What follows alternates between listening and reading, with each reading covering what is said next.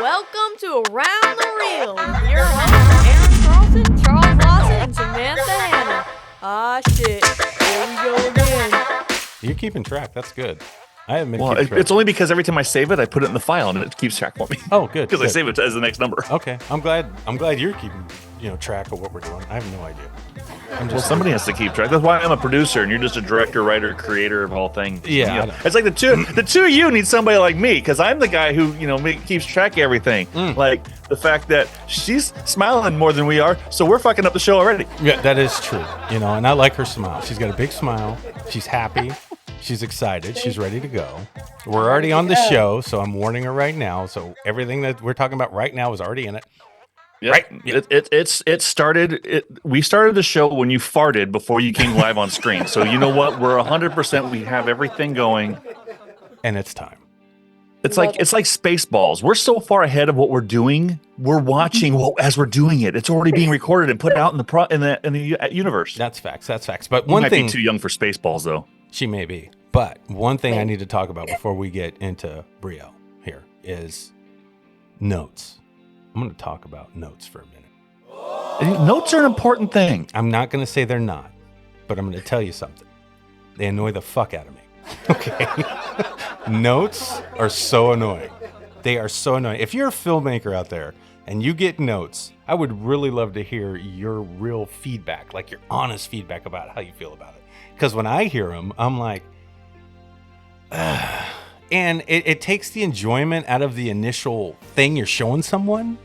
And it'd be nice if people could go, dude, that's badass. And then they can watch it a couple more times and then come with some notes. But maybe, just maybe, they're so critical about the work that sometimes it becomes no fun anymore. Like, I never criticize. Okay, put it this way. Go back and watch an 80s trailer. Take Hard Target with fucking Steven Seagal. Watch that trailer. Somebody watched that and greenlit it to release. If you watch it today, you're like, dude, that is so bad. But at the time, it was great. Everybody loved it. So it was the excitement, I think. You know what I'm saying? And to everybody Googling out there, Hard Target was Jean-Claude Van Damme, and it came out in 1991, and it wasn't Steven Seagal. But it's okay. Aaron's excited, so he's talking about some shit. It's okay. Sorry. Yeah, I meant Hard Target Van Damme, not Seagal. But Seagal's been in my head a lot because, well, he's fun. Anyway. Well, he is just fun. It's almost like, talking about other things that are stupid. I don't know. Notes. It's been a but notes. Going back to your comment about notes, please. I mean, so here's the thing. For me, there's this. I watch lots of reels because honestly, it's all I have fucking time for. Sure. And by the way, we'll get to our guest here in just a second, and I'm very sorry. This is an explicit show because Chuck can't stop saying fuck. I'm a good Christian man who says fuck too much, so let's get used to it and let's move forward. Okay, so there's a public speaker and he's almost like an inspirational speaker too, that he talks about things, and he's always honest, and he pushes honesty 100%. Mm-hmm. And one of the things he talks about is the fact that the first time you see something, and the first time somebody offers you something, like he went to go see a friend's play. Okay. It was probably the worst thing he'd ever seen in his entire life. Okay. Now he could, on the day that she's there and she did the play, and she's like, oh my gosh, what do you think? Her endorphins are up, her emotions are up. So at that time, he was like, I'm so proud of you because you did exactly what you wanted to do. It's the first time I've ever seen you do it in the scenario that you wanted to do. I love the excitement that you have. Congratulations. Perfect. It's perfect. And then the next day, yes, they were talking. Yes. And he was like, do you want my honest opinion of last night? Beautiful. The emotions were down. Yes. The adrenaline had dropped. Because right now, I mean, you have somebody who's that amped up. It's like, oh my God, guys, I just cut this trailer. You want to watch it? Yeah. And the first thing that we have a group chat of all of us in the movie company here that, Aaron cuts the trailer and he's like, oh my God, watch this. And the first thing people do is like, well, what about this? And what about that? I'm just like, yeah, it looks great. Thank you. Because I just watched it as a fan. I was like, oh, that looks great. Right. Yeah. I guess that's what I'm looking for sometimes. In the beginning, like, do you like it or not? Does it feel right or not? I don't need the picky stuff, if that makes sense. We can pick it apart later. Right now, does this feel right? Anyway, Brielle. Okay, now that we've gone on our tangent, it's time to stop and listen. Yes. To find out how our lovely guest feels about this topic. Yes. So hit it, girl. What you got? What do you think about notes? Getting notes from people? Yeah. Personally, I like it. I'm a very like structured person, so I like to kind of like, if it's not working, what can I do to fix it? How can we make this better? So, I was kind of agreeing with you, when the adrenaline's high, you want like positive feedback only. But, if you really want something like, if you really want something that, to put out there that's great, it's gonna blow people's socks off, you want to get some notes. Okay. All right. And I got nothing against it. But here's the thing. It hit me yesterday. It hit me yesterday, guys. I wonder if those notes really change the feeling that you get when you first see something. Like, yeah, you can shave off a second here or a second there or move this there and that there. But what was your initial reaction to the piece when you first saw it? Was it good? And if they go, yeah, then you're like, okay, then where was the good? So you don't want to know why it was good? You don't like question like, okay, so what was good about it? I would, well, but I don't think that start deeply. with the good and then go to the critique. Yeah, but I don't think of it that deeply. I go by emotion when I make this shit. You know what I mean? When the excitement, the energy, the fun. Like when you're a kid and you draw a picture, like, hey, Mom, look what I drew. And you're excited. I don't feel any different. I'm 55. That's a great looking dog. That's a treat. Yeah, and it's horrible, right? But I'm 51. I still feel that. That's the magic. That's the fucking stuff. I want to keep that. And then, people get a little wound up with their professionalism in this industry where they really want to kind of say stuff to make it technically beautiful and this and that. I get that. But you know what Spielberg said? Spielberg said it's the imperfections that make the movies what they are. So you got to remember that. Sometimes you can't make this shit perfect. If you get stuck on that, you kind of get stuck. And you're missing the whole point. My opinion. Doesn't matter. Okay, to be fair, you just compared your trailer to something Spielberg put out. I'm just saying that part. No, I'm just talking about notes in general. Just notes in general. I don't want anybody to lose the feeling of why they do this stuff. That's it. Like, don't get so goddamn technical about it. Just have some fun and see what happens. Anyway, I roll the dice, but that's me. Brielle. Brielle Wines. Brielle Wines. Yes, that's me. Is that all correct? That is correct. Beautiful. As are you. Now, explain to everybody who's listening who the hell you are, what the hell you do, and then chime in on this conversation. And welcome to Around the Reel. Oh, yeah, welcome to Around the Reel. Thank you for having me. Thank you for coming. Well, who the heck am I? I am a Creole Indian filmmaker. I started out in theater, acting, and then I wrote my own stage play. That was like when I was like 18 or something like that, way back when. So yeah, that kind of propelled me into producing my own like a web series a couple years down. Because at the time when I was in theater, I was like, oh, this is cool. All right, so what's next? But then I was like, okay. Then I kind of, when I was in college and everything, like I was like, oh wow, like I really like doing this. And so I just started like working on projects more and everything like that. And then one thing led to the other, and it was like reality TV shows, and then features, short films, and then eventually I'm working up to TV shows. Just so limited. So yeah, it's a little bit about me, and yeah. Wow, she's been doing some stuff, making some stuff. How about that? You know how I know that her saying that she was part of theater is true? Tell me, Chuck. Because she said theater. Oh, yeah. That's the right way to say it, right? They all say if they've done theater, then they have all said theater. You got me. That's not a knock on you. It's just we have lots of friends, cohorts, and everything else in this industry.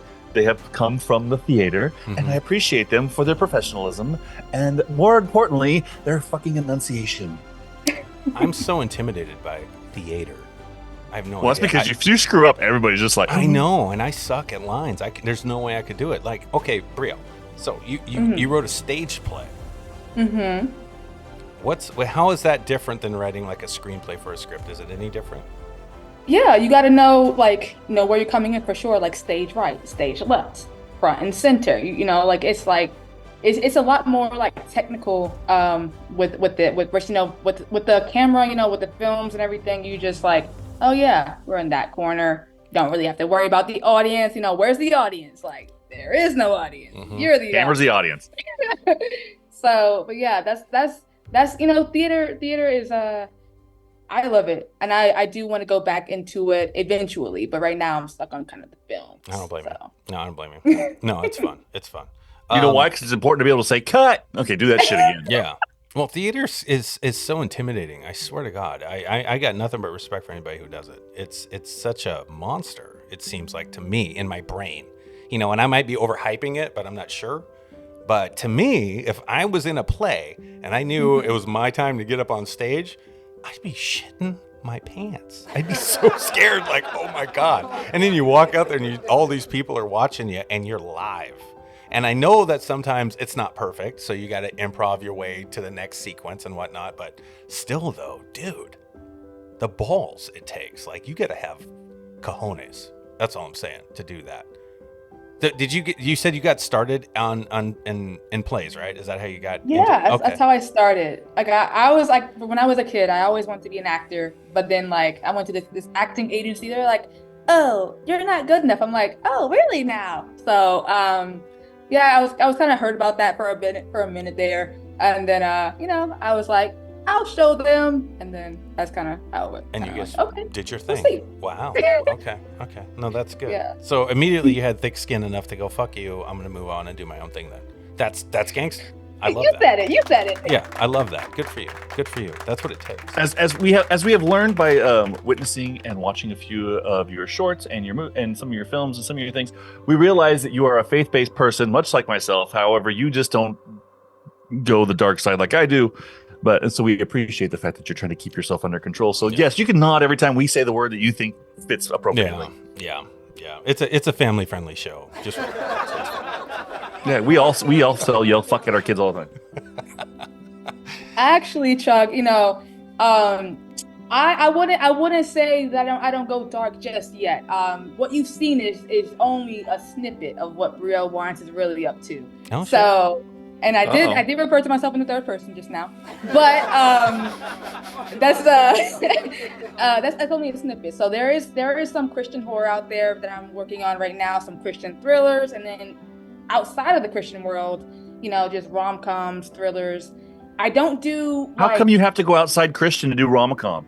Because so what I tell people is I'm a Christian and I'm a filmmaker, and sometimes those two collide, but I am not strictly a Christian filmmaker. Okay, good for you. Amen, sister. Good for you. No, because I like the good Lord above, but I also like a lot of bloodshed. Mm-hmm. Well, that's good. And sexual innuendo is really hard to sell to the Christian community, and you need that with rom-com. You could get Go ahead, please. Go ahead. I was just gonna say you can get stereotyped as a filmmaker too, right? Mm-hmm. Yeah. And I don't think that would be the thing you would want as a filmmaker, because one day your life could change, your thoughts could change, things can be different. You feel in a different mood. You write something different. Chuck, I expected you to write a horror movie. You wrote a faith-based film. Okay, so we're gonna make that. But your next stuff you started writing was horror. It depends on where you're at. That's what art is about. Horror. Getting this stuff out of your mind and your body and your soul, these stories that you want to tell. Who knows what could come up? So if you're strictly a one person kind of genre, one trick pony. Yeah, I don't know if that's not over here. Yeah, good for you. No, that's all I'm saying. Good for you. Because there's nothing wrong with telling a nice Christian story, but there's also nothing wrong with doing an action movie or a comedy or a fucking horror movie. There's nothing. And there's nothing wrong with saying the F word once in a while either. I'm going to put that in. In my head, Are you good? For unlawful carnal knowledge. It's just an acronym. Yeah. You're just keeping it short. I tend to ask really childish questions sometimes on this show. I don't know if you guys especially when you're talking to somebody who's of faith. Yeah. Have you ever go for it? It's an open book. Have you ever said it out loud, the F word? Oh yeah. Oh, I was a bad kid. Okay. All right. So we're down. We got this. As opposed to the saint young person you are now. Very much. Yes. Okay. I'm going to ask the inappropriate question that gentlemen are not supposed to ask ladies. How old are you? Oh, I knew this question was going to come up. I knew it. But you'll have to guess, and if you get it right, then that's it. But I'm not going to tell you. 27.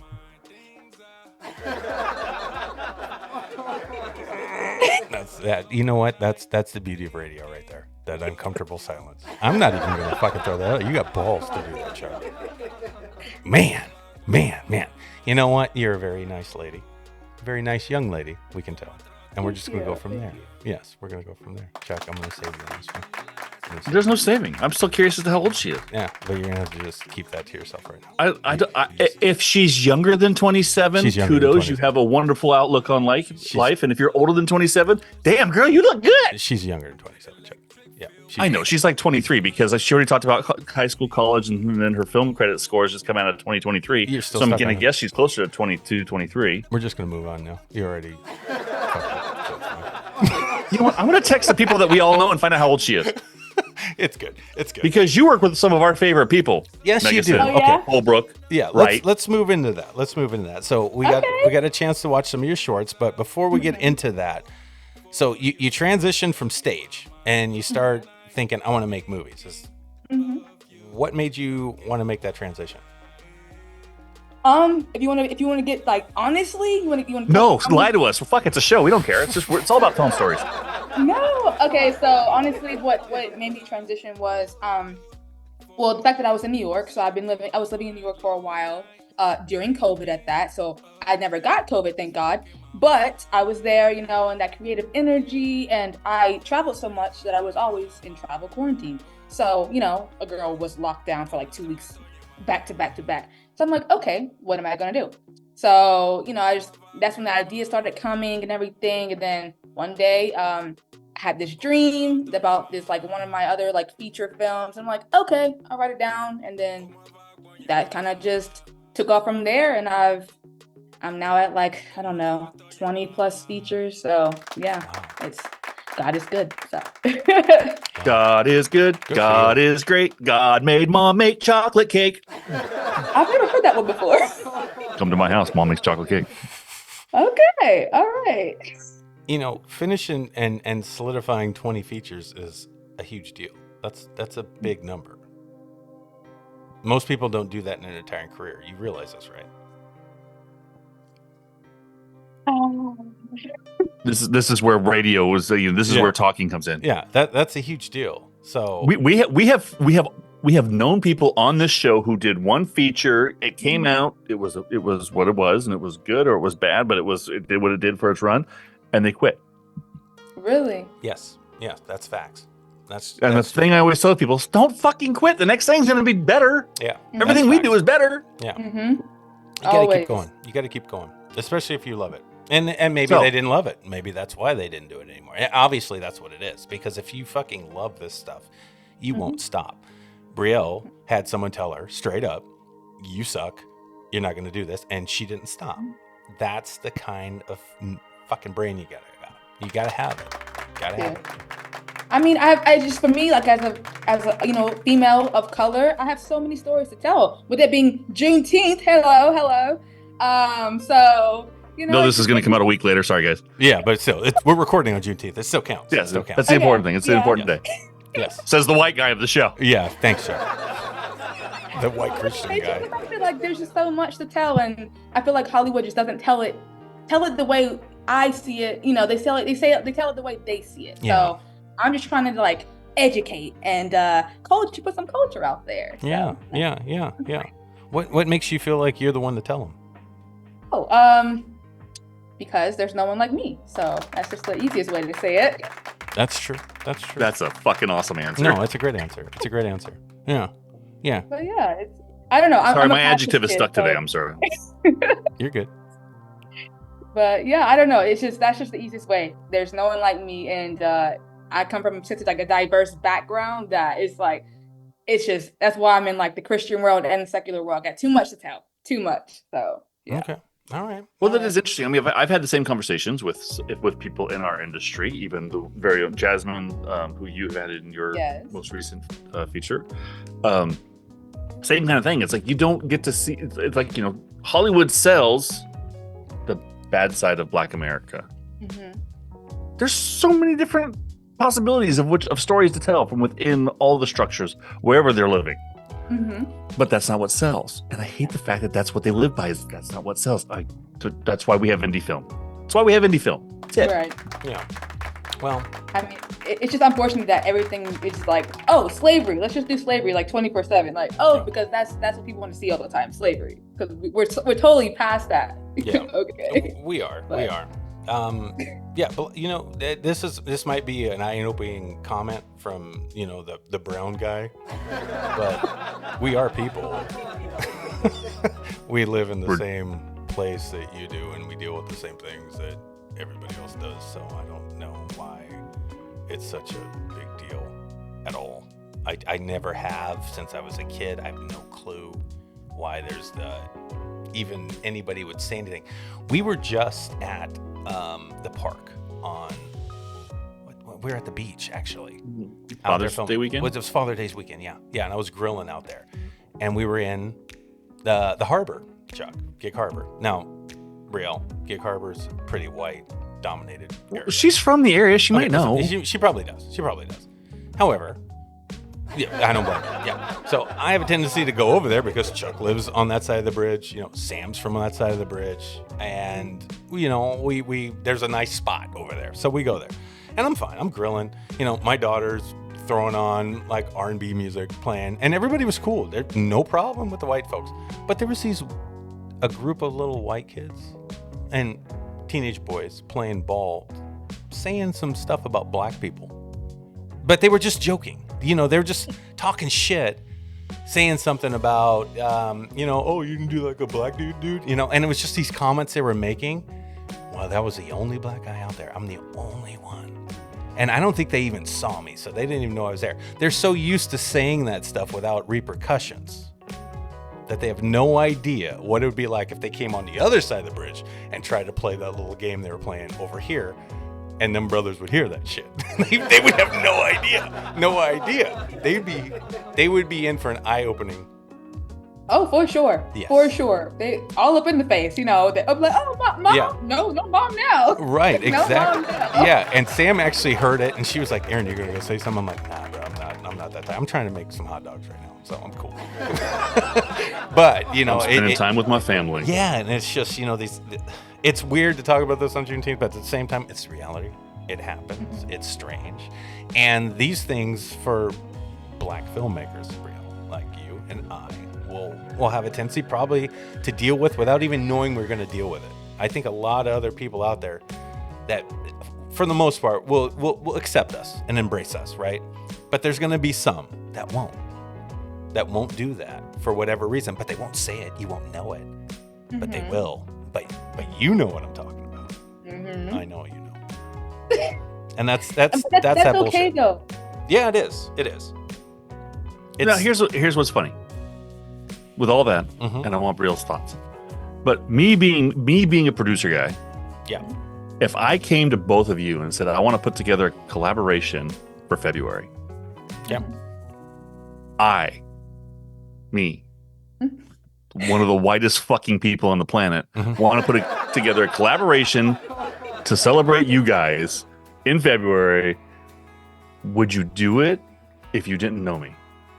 No, I wouldn't. Exactly. I wouldn't in a heartbeat. I'd look at you like, I mean, why you? it depends on what you were like looking for. Like, what do you like? It doesn't matter. I want to put a collaboration of local Pacific Northwest filmmakers for February to celebrate Black History Month. And I can't do something like that because of what I look like. And it pisses me off. Everybody gets judged that way as well. No, that's a very good point, because I would be like, who the fuck is this guy reaching out to the brothers and the sisters out there right now in February? Really? What are you trying to get out of this, you fuck? Like, that's exactly what I would exactly. think. That's but what I it's would like think. that's when exactly. That's the whole point. Yeah. Where were you in July, fucker? I'd bring you out in July, but it's barbecue season. And what do you mean by that? The fact that you can cook some barbecue. Yeah, that's true. Yeah, that's one. We can make movies too. Fuck you. But that's the whole point. Is that it all depends on who you are, and it doesn't Yeah. matter which race, who you're talking to. You guys are trying to get in with somebody, and yes, this isn't a totally inappropriate conversation, but I'm with friends, so I'm safe to say this in this scenario. And if anybody wants to cancel me, you can't cancel Eminem. You can't cancel me because nobody knows who the fuck I am. But the whole point being is the fact that I support Pacific Northwest filmmakers. I don't care whether you are native, whether you are black, white, Hispanic, unless you're an asshole it might say it on his moniker, but he's still a good filmmaker. The important thing is the fact that I support anybody who wants to be creative. Yeah. No, I get And that. I want to highlight you and showcase you where appropriate. Right. Well, So maybe how do we find that spot? And maybe being the white producer guy, you go out and you ask them early on, make the movie before and say, hey, let's release it in February. That's a perfect time. Which Then- I can't do for Aaron. If Aaron makes a movie in October, that shit is out before Christmas. Yeah, it is. I want to move on. He can't wait to tell his story. He gets so excited about a trailer, he was like, fuck it, I'm going to release it with temp score. Meanwhile, our fucking composer's coughing up along and be like, I'll have it, see you tomorrow. Because it's fun. That's actually a conversation from today. Yeah, we have fun. That's fine. Okay, so Brielle, you're making movies now. When we started this process, what was the overall intention? Did you have one, or did you just love telling stories, or did you love the idea of making movies? What was it? Well, honestly, I guess this kind of goes back. I'm going to backtrack a little bit. Like, before I was in film, I did not go to film school. So I went to a tech school. I have a tech degree and a advertising degree. So that's kind of my thing. So when I was doing that, I wanted to be the CEO of my own company, female, obviously. So I'm like, I'm going to shine a light on minorities, and I want to kind of just kind of raise them up from the ground up and kind of give them that hope, and like, seeing someone like me in the forefront, doing my thing, owning this, and just killing it, slaying. That was my intent. But then when I kind of pivoted to film, that still kind of pivoted with me. So I was like, okay, maybe I won't have my advertising company. I still may be a CEO of that, just maybe later down the line. But I was like, okay, I'm making films now. So that kind of stuck with me. So I'm like, okay, that's why I do films that kind of uplift like women and like minorities, a little bit of Christian as well. But that's still my goal. Like I started this with the goal of my advertising goal, just uplifting people. Okay. This world is kind of like, it's crazy. It's crazy. So I want to have something that, if it's content, it needs to be good content, and it needs to just say something. I don't want to make a film just to make a film. I want you to take away something from it. So that's kind of that's the kind of why I did it. Okay, great answer. No, you've got some juice behind it. There's a meaning for why you want to tell these stories and inspire people. I mean, that's our whole goal. It's the same thing. We're all the same here. When we started what we're doing, it was basically that, Chuck. If I remember correctly, we want people to join together, want to have some fun and do some things, tell some stories that everybody wants to tell, not just our stuff, but if they've got stuff they want to make, we'll help them too, and just kind of build a community of filmmakers where we all are excited about sharing our gifts.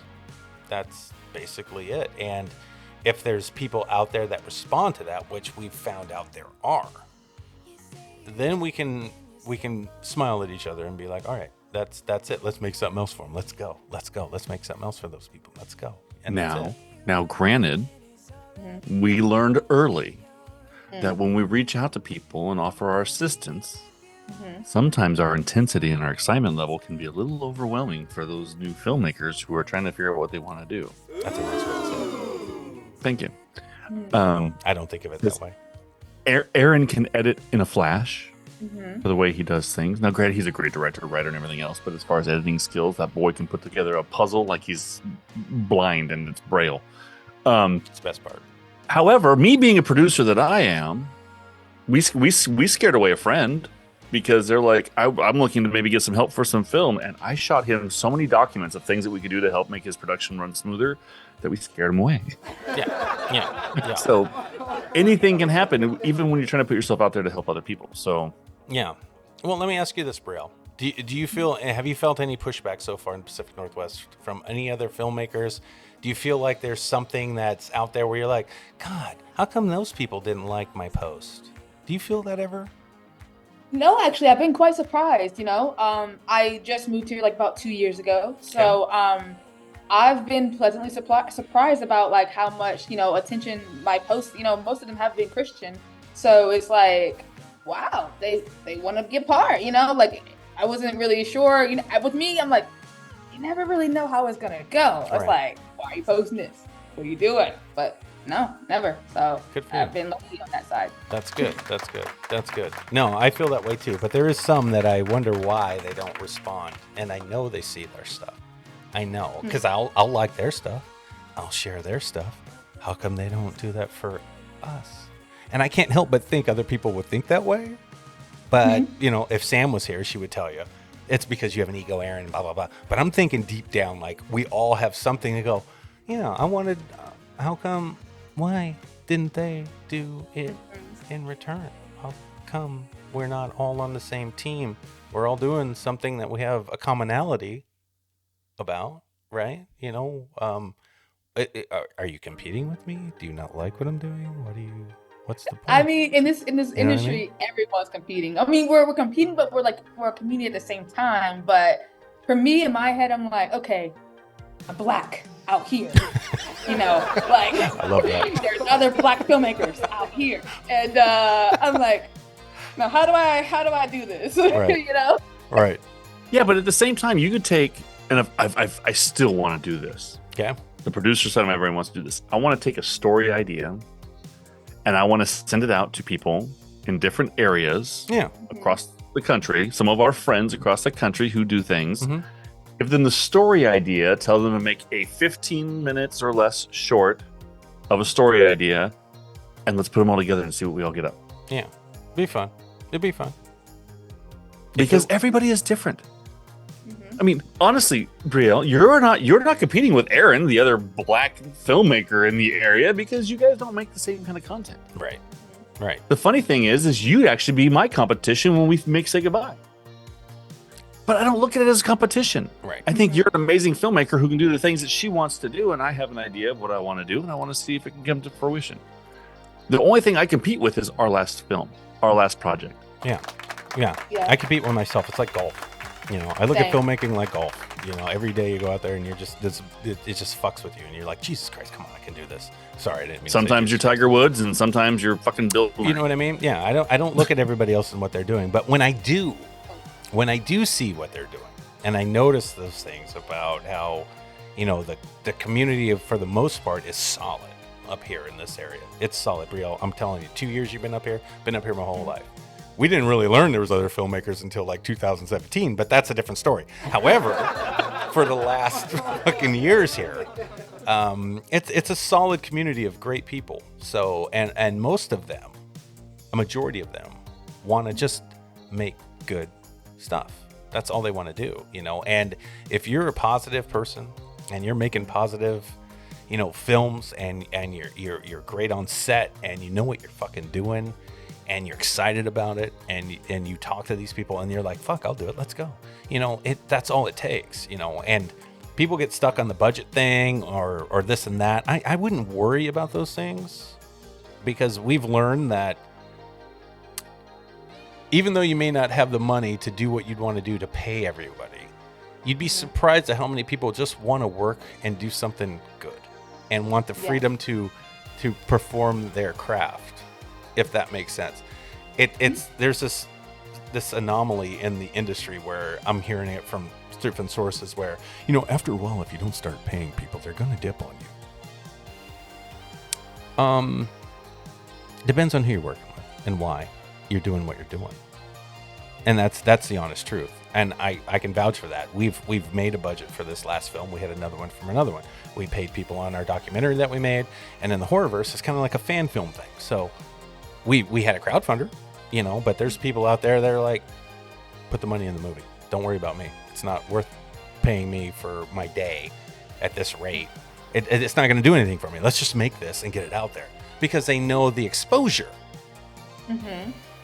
is important, you know. So value comes in different ways, is what I'm seeing from a lot of people up here, especially in the Pacific Northwest. You know, LA may be different, you know, Atlanta may be different. I don't know about those areas. I'm talking about up here and where we're at as a community. We need to all get on the same fucking boat, work together, make all our shit that we want to make, and then start going. And when we start going, then we'd be like, hey, come over here. Let's go over here. I got money for this deal. I need you and you, and we can go and make this, and we all get paid. Let's go. And then we can all just bounce around and help each other make different things. Opportunities come from you never know what's going to happen. I think if you build a family like that, you'll be good. We need people like you. We need more people like you. This has been the whole fucking credo of our company since we started in 2018. It goes against the grain, but I don't think there's just one way to do this. I mean, I think we've been stuck in this industry for quite a while, from what I'm hearing from people who've been in Hollywood. We've talked to them on the show. People who have done way bigger budget indie films, we've talked to them on this show. To people who are just starting out, and everybody has like this overall disgust with how Hollywood is, or the studio system is, or this system is. And it's like, we can make our own fucking thing. No one can stop us from making our stuff if we all did it together. No one could. I mean, if you think about it logically, no one could. There's enough tools out there for us to do what we need to do. There's a lot of talent out there that can perform the performances that they need to do to tell the stories. There's a lot of talented people out there who can make the fucking movies. And then there's a lot of systems out there like Film Hub that we can get the movies out there to people who will enjoy them. Or YouTube. It doesn't matter. It doesn't matter where you put it. If you promote it and you get people behind it, they will come. That's Field of Dreams shit. That's why they called it Field of Dreams. We are in a Field of Dreams. I swear to God, we are. Yeah. Man, I'm in a preaching mood today. What the fuck? I know. Shut up so our guests can talk. I'm here for it. Man. I don't know. I'm just getting in the mood. I'm in the mood with this, with all this stuff in this industry. It's not as hard. You've been energized the last couple of days. So yeah. That's kind of yeah. It's not that deep. I mean, I think people take it too deep. It's really not. I mean, when we started talking about like 3 or 4 shows ago, it was like, don't forget you're 12 years old when you're doing this shit. You're still a fun kid. You're having fun. You're playing. Yes, you're playing make believe, the same thing that inspired you to do this in the first place. Yeah, I mean, it is an industry. I get it. It's a way to make a living. I totally get that too. We're trying to make it that way. But at the same time, if you lose that magic of why you do it, it becomes a grind. The spirit is gone. It's gone. Yeah. And what goes out on screen will not be the same anymore. It just won't. Anyway. Chuck? So, with all that being said. Yes. Brielle? Yes. What inspires you to continue to do this thing and chase this crazy dream? It's gonna get really Christian really for a second. Go ahead. But I feel like God is the one that is kind of like my motivator and like keeping it going, because I feel like he's kind of brought me over here to this industry. Because I could have been doing advertising, I had my entire life kind of set around that, but I felt like he wanted me to jump over here to inspire people a different way. So that's kind of what inspires me to keep going, because I feel like I have a greater mission, a greater like calling to like, reach people that if you're watching TV anyway, I might as well just give you content. So, might as well just, help yourself. Like, 'cause I want to like help you like heal. I want to like uplift you. I want to inspire you. I want to make an impact. So yeah. That's what keeps me going. Okay. All right. Yeah. So that keeps you going, but what drives you every day? Drives me every day? The fact that I can make a difference, It's kind of probably a cliche answer. But... No, it's not. No, it's not. Because I don't think that way. I mean, I do, but I don't.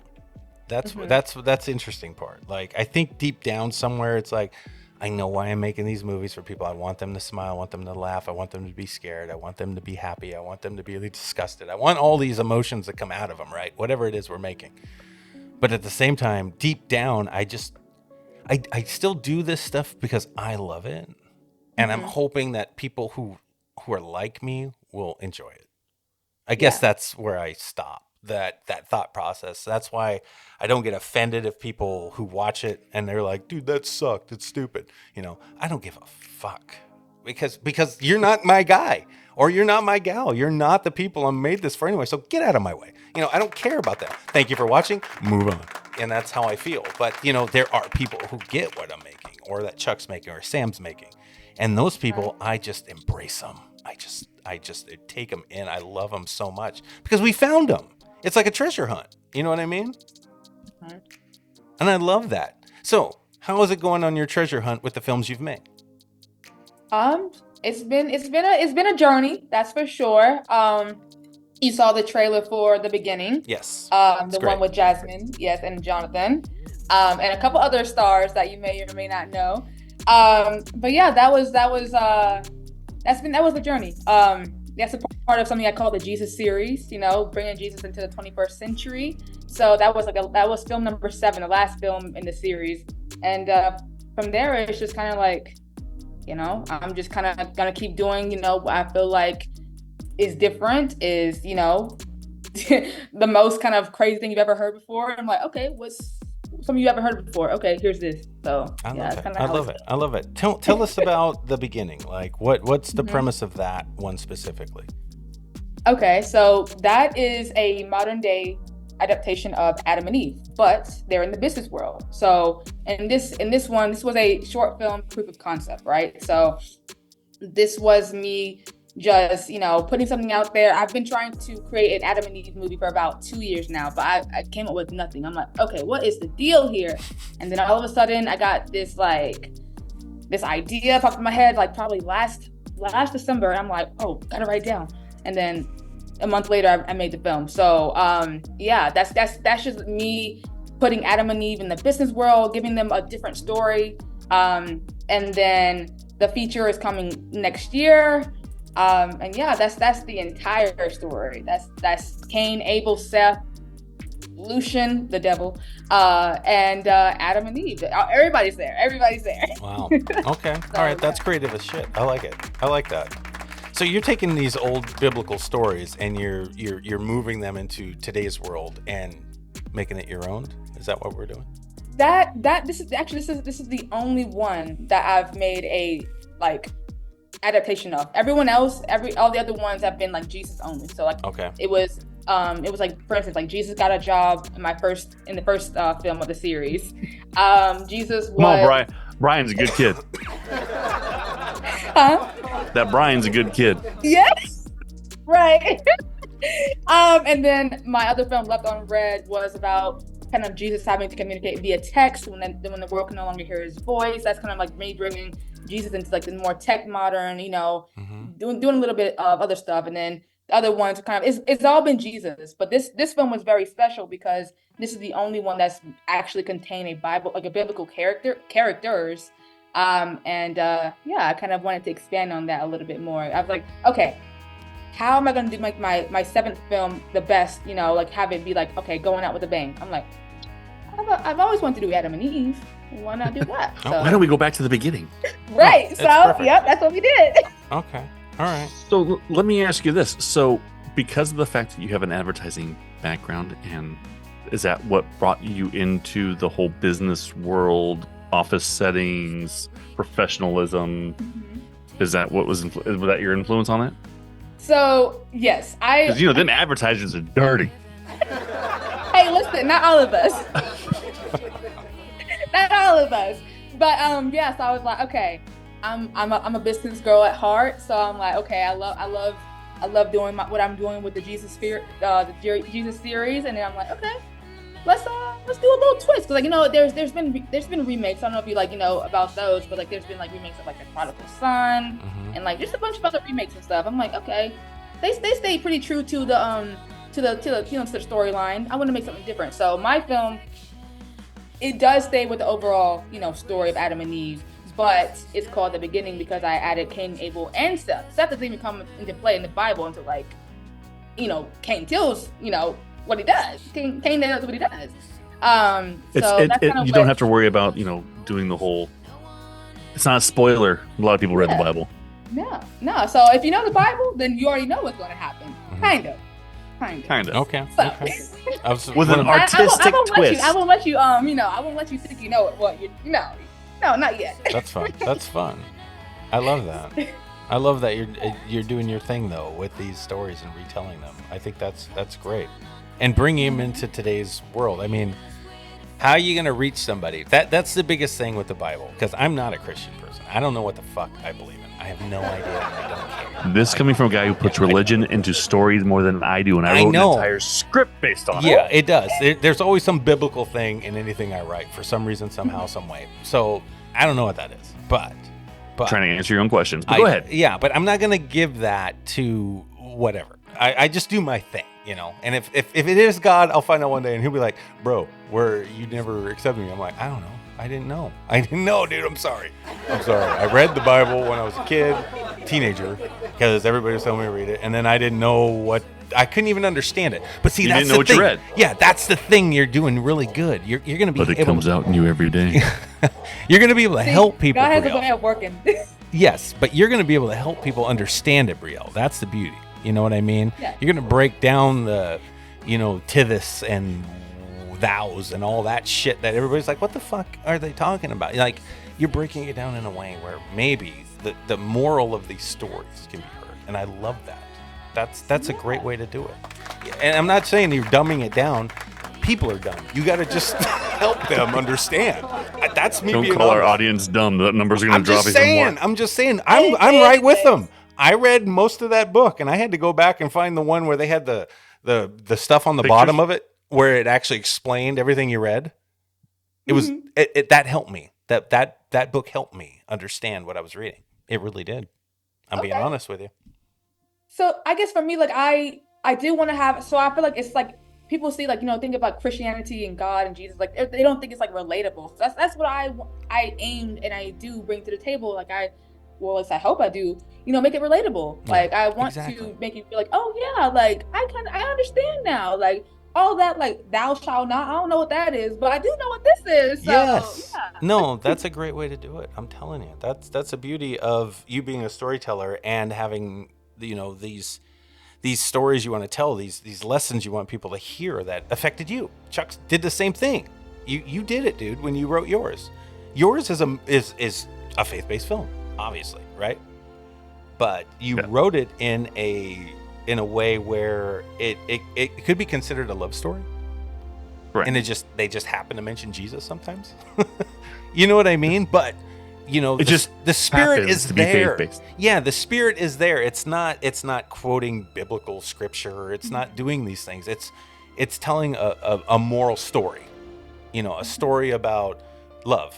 And that's what I liked about it. And you're kind of doing the same thing, Brielle. And I think it's dope. If you guys can do that would help a lot of people. Aaron, can I ask you a question? Please. On your street, Yes. who annoys you the most?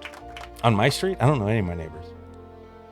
Sorry. Well, isn't there somebody who's always does something, has something annoying? Well, it's funny because I came and picked you up. Who was it? I thought it was you. Maybe it was Sam that talked about who somebody was a pain in the ass up at the end of the street because they always complain about shit. That was Sam. I like people that complain. Well, then this analogy just went out the fucking window. So let's cut the last 30 seconds of the fucking show. It's still a great question, though. No, because so who annoys you the most in your entire life? Who bothers you? My ex-wife. You don't have to say names, huh? Ex-wife. Okay, fair enough. Why haven't you killed her yet? Because it's against the law. And Is it only because it's against the law, or because you don't think you could kill someone? Well, she's actually the mother of my sons, so that would be fucked up. Okay, but if you killed her, forgive me, Brielle. If you killed her when they were younger, then you would have your sons, and then you could control their upbringing, and you wouldn't have to. Just worry because about I her. don't go to church and read the Bible doesn't mean I'm a bad person. I know what's right and fair wrong. enough. I know what's right and wrong, and that's in me. Now I could say that's morality. God. I could say that's God, or I could just say my parents taught me right, or I watched people do wrong shit and I didn't want to be that way. I don't know what it is. I just can't go in and say this is that, and that's the power that is pushing me. I respect everybody who has that. Everybody needs something, but I don't know. I just know what I do. That's it. And why am I getting called out on the show every week, by the way? I'm just asking you a question. So the whole point of the fact being is the fact that the biggest stories within the Bible is the concept of morality. Correct. Okay. Yeah. Right from wrong. Right. And whether or not you want to choose to do it. And no matter what, My friend, you have a very decent moral compass, even though sometimes your mouth gets the best of you. But in overall, Well, if you think about it, though, moral compass is pretty straight. I appreciate Your moral that. compass is more straight than mine because I have hurt ones who have hurt my family. Right. But at the same time, my mouth, it always is defending either myself and my moral compass or others I give a shit about against something that I feel is hurtful. So am I like a savior? Or am I just some dude that's got a big mouth that doesn't know what the fuck he's talking about? I'm going to let Brielle answer that one.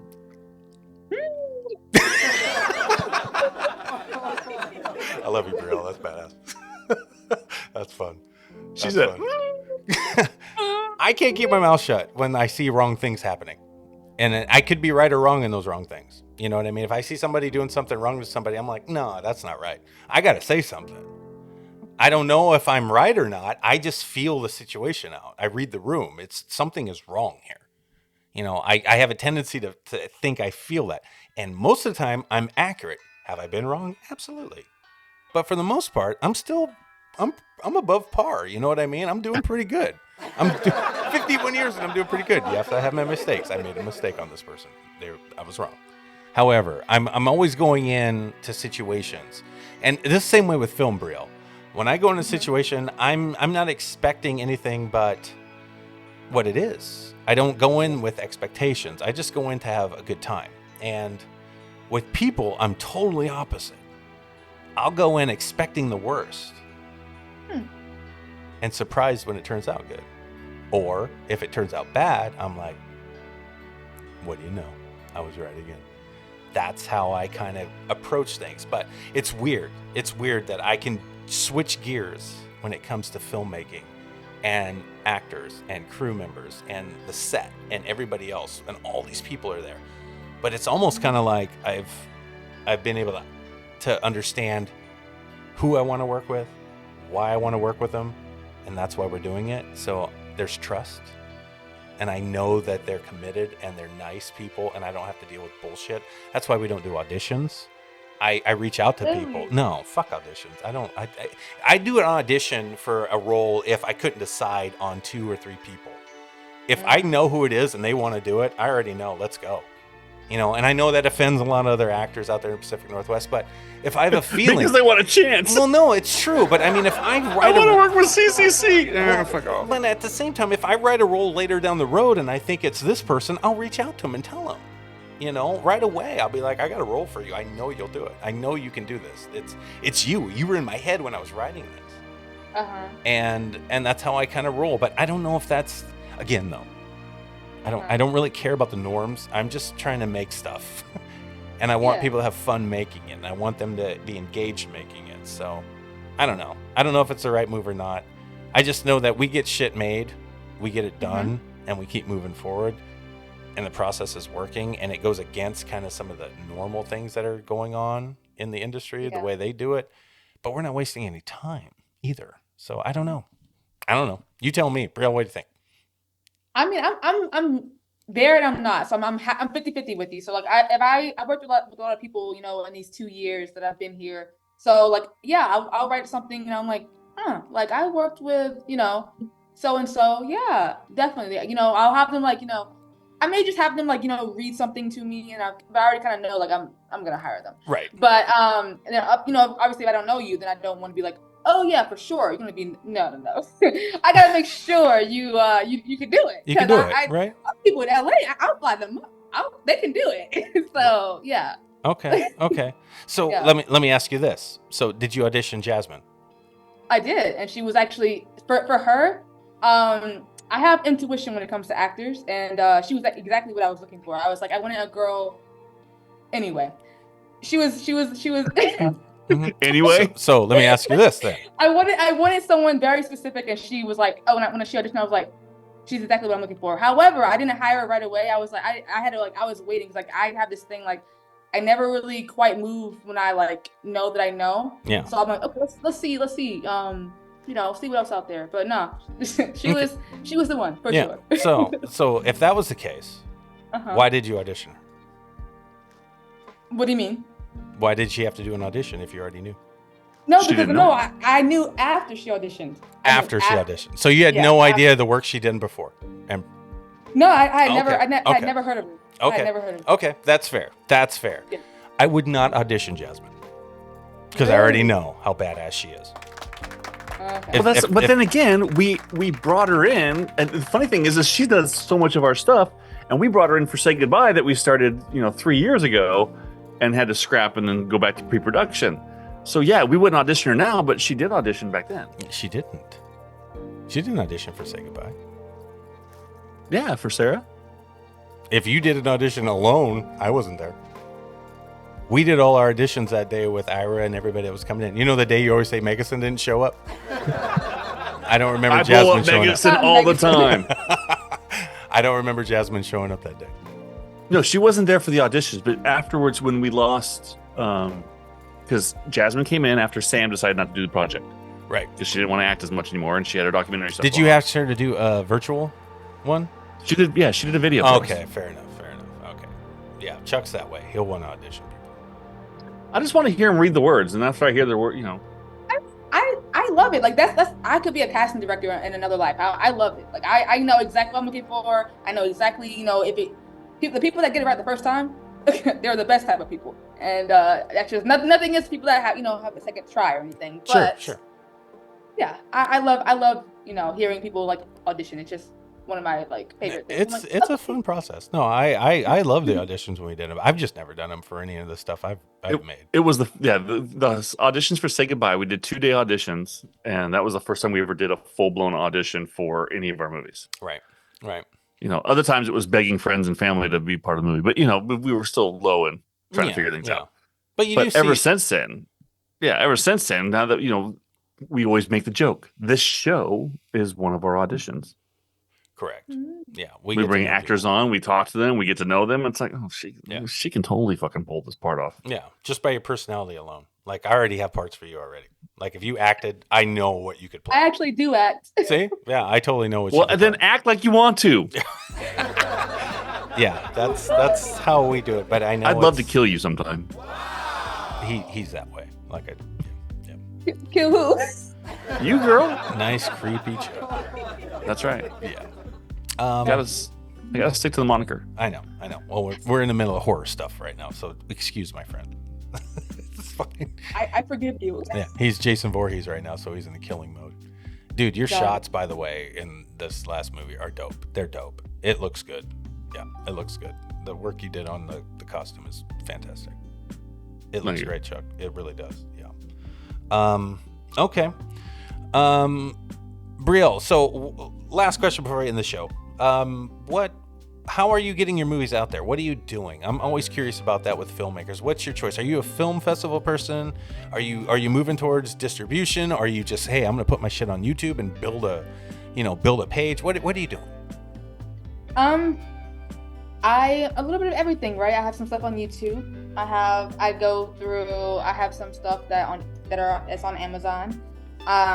And then I kind of want to get it everywhere. Like I do the festivals as well. The beginning is currently in festivals right now, coming out later this summer. And yeah, I kind of do whatever way I can get my stuff out there is what I do. That is what I do. But obviously the more eyes, the better. And the festivals do give you a good opportunity to get it in front of, distributions and everything like that. So it helps to have connections as well. So people in LA, people wherever. Yeah. Okay. Like that. All right. Good for you. So you're open for everything. Yeah. Whatever you feel, you do. Yeah.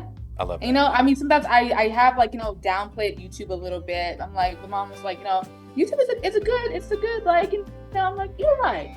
YouTube is that thing. It's still that platform. You listen But to your mom. yeah. Listen to your mom. Don't listen to me. Sometimes. I'm No. gonna, I'm going to tell you right now, YouTube made us more money this month than Tubi. Really? Yeah, it did. So don't count that out. It's the biggest worldwide platform that you could put your film on. If your film is monetized, or excuse me, if your channel is your channel. monetized, you can make something on that channel. And if everything goes to shit in the distribution world and YouTube's still up there, you still have a platform that you created on your own with your own content that makes you money. That's what I think. I don't shy away from YouTube at all. I may not put it up there right away. Mm-hmm. Give the platforms a run. Give your Tubies, give your Amazon Primes a chance. Yeah. But when it comes down to it, a year or two later, if they're not really doing anything too much on that, throw it on my YouTube channel. See what happens. Yeah, that's exactly what I'm gonna do. I'm gonna release Heaviness for You and Left on Red actually this month. This is my birthday month, so like everything's happening this month. So I'm sorry, did you just say your birthday month? Mm-hmm. What, are you going to ask her how old is she going to be? No, I was just going to say it's her birthday month. She celebrates an entire month for her birthday, which means that she's obviously younger than 27. Because that's a thing, and I don't know what the fuck she just said. You know what? Okay, so hey, listen. There's nothing wrong with celebrating your birthday, okay? I agree. I get one day. The same day my parents had their anniversary. My birthday was just 5 years later. Stupid. But hey, so yes, to agree with Aaron was saying, yes, it's gonna be it's gonna be out there. So yes, the beginning is coming out. It's gonna be on YouTube as well and the other platforms. So It's going to be everywhere. So stay tuned for it. Good for you, Brielle.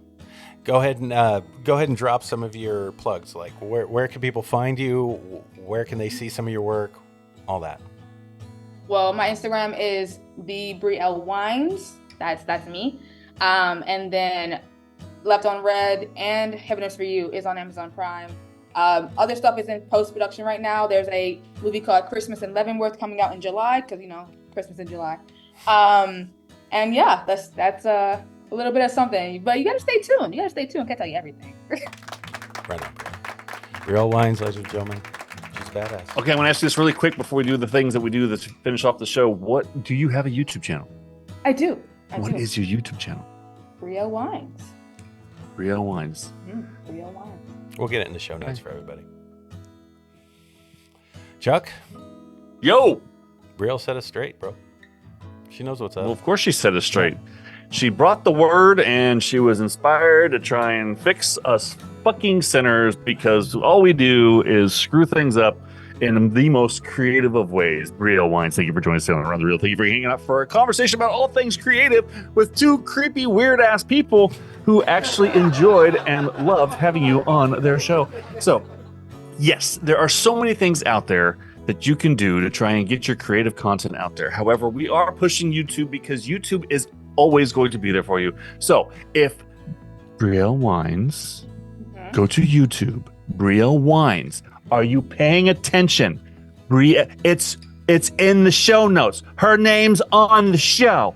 Her name's on her YouTube channel. She needs subscribers so she can monetize her channel to get paid for the stuff that she's putting out to inspire people like you. So pay attention. Brielle Wines on YouTube. Check out all of her stuff wherever you can find it, on Amazon and everything else. It's absolutely wonderful. My sweet lady talking to you. Eventually I'll find out how old you are. I know you're not 27 because you talked about having a birthday month, which puts you between 22 and 25. So I'm going to guess you're probably around 24. And if I'm wrong, I don't care because it's been a pleasure talking to you. I love talking to everybody because why? I'm Creepy Chuck. This is Around the Reel. And everybody out there, remember, think hard because you're thinking anyway. We'll see everybody later. For those of you that want to be a guest on Around the Reel, please email Sam at aroundthereel253@gmail.com. That's aroundthereel253@gmail.com. Not Messenger. Do not message Aaron on Messenger because then he has to send you a message that says email Sam at aroundthereel253@gmail.com. That's aroundthereel253@gmail.com. How come they can't just message me again? Because nobody wants to fucking talk to you. Can anybody reach out? That's an artist, filmmaker, actor? If you're an artist of any kind, we want to hear from you. But we are going to vet the crap out of you. We don't care if you make millions of dollars in Hollywood or if you're just beginning your career in the art industry. We don't care. So everybody that wants to be on Around the Reel, yes, we want you. That's aroundthereel253@gmail.com.